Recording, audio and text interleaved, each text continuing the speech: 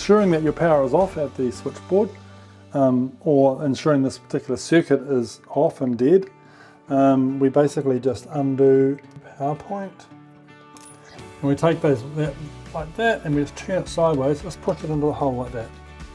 So that when we come and put our panel in, we can just put it at the back there, fold it up over it, and then once the panel's on the wall, we can pull that off and turn it around, apply it back on top of the panel.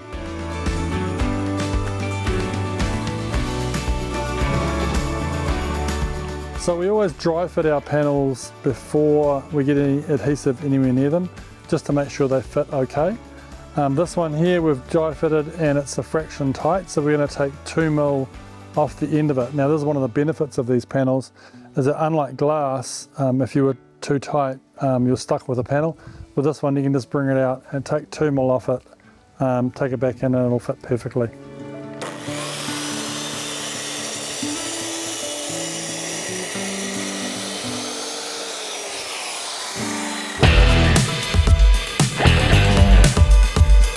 Okay, so there's two sorts of adhesives that we use to glue the panels to the wall with. This is just a general all-purpose MS silicone. Silicone is required to allow movement within the panel and in the building. The other one we use is a super strong Fixall high-tech silicone adhesive. This is what we're using on this particular job because we're actually gluing onto a tile surface. This is good for tiles, glass, stainless steel. Anything like a jib board or normal painted board, then this product here is quite sufficient. So when we apply adhesive to the panels, we just use daubs about like that, like that,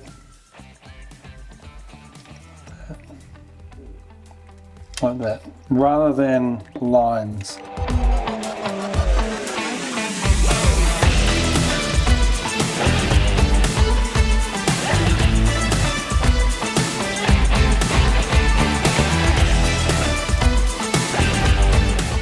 So these are the joiner plates we use when we're joining two panels together. They're 1mm sheet aluminium with a couple of strips of double-sided tape on them. So I'm going to put these just in now.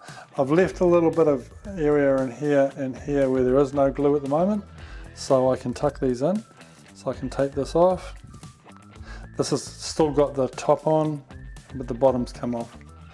So I'm going to pull that forward and drop that into place like that.